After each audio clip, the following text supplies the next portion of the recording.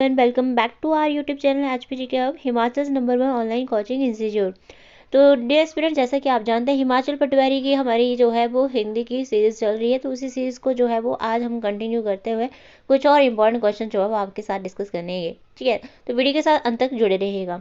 आपका यहाँ पर फर्स्ट क्वेश्चन है, निम्न पंक्तियों में कौन सा छंद है। ये क्वेश्चन जो है वो आपका छंद से रिलेटेड है। तो आपको यहाँ पर जो है पंक्तियाँ दी हुई हैं, नहीं पराग नहीं मधुर मधु नहीं विकास इह काल अली कली सो वंध्यो आगे कौन हवाल। तो यहाँ पर जो है वो आपने हमें बताना है कि जो है इसमें कौन सा आपका आंसर सही है। दोहा, सोठा, वरवई और छप्पे।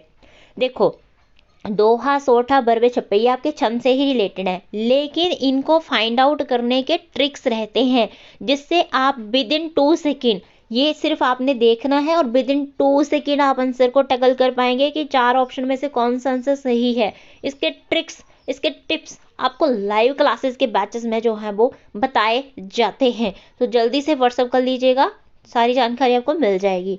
इसका जो है वो आपका राइट आंसर है ऑप्शन ए, दोहा। ये जो है वो आपका दोहा है। अब दोहा को फाइंड आउट करने का भी ट्रिक रहता है। ठीक है, तो ट्रिक के लिए व्हाट्सअप कर लीजिएगा, मिल जाएगा आपको।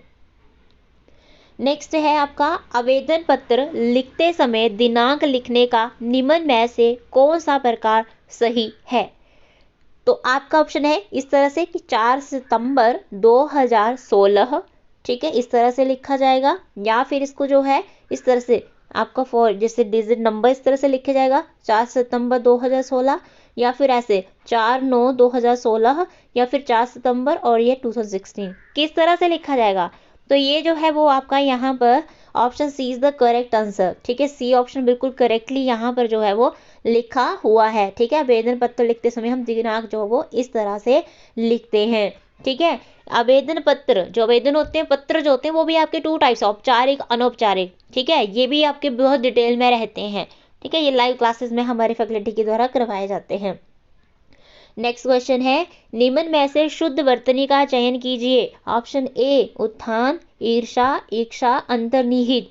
तो यहाँ पर आपने हमें बताना है, आप भी आंसर लगाइए कि शुद्ध रूप से कौन सा शब्द लिखा गया है। तो इसका जो है वो आपका राइट आंसर है ऑप्शन डी, अंतर्निहित।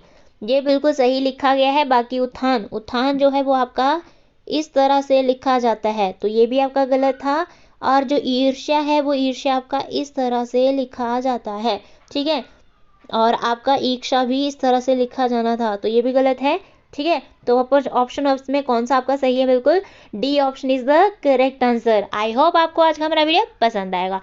और इसी के साथ आपको हम बता दें कि एचबी पटवारी एलाइड, ठीक है, उसके भी हमारे लाइव क्लासेस के बैचेस चल रहे हैं। JBT, TGT commission, PGT commission के लाइव क्लासेस के बैचेस चल रहे हैं। स्टाफ नर्स, आयुर्वेदा के लाइव क्लासेस के बैचेस चल रहे हैं। तो मौका हाथ से ना जाने दीजिएगा। अगर आपका सपना भी 2024 में सरकारी जॉब लेना है तो जो भरकम फीस है हर महीने देने से आपने बचना है, महंगी कोचिंग संस्थान में जाने से बचना है। घर बैठे लाइव क्लासेस नोट्स आप प्राप्त कर सकते हैं। अधिक जानकारी के लिए व्हाट्सएप कर लीजिए। थैंक यू, जय हिंद, जय हिमाचल।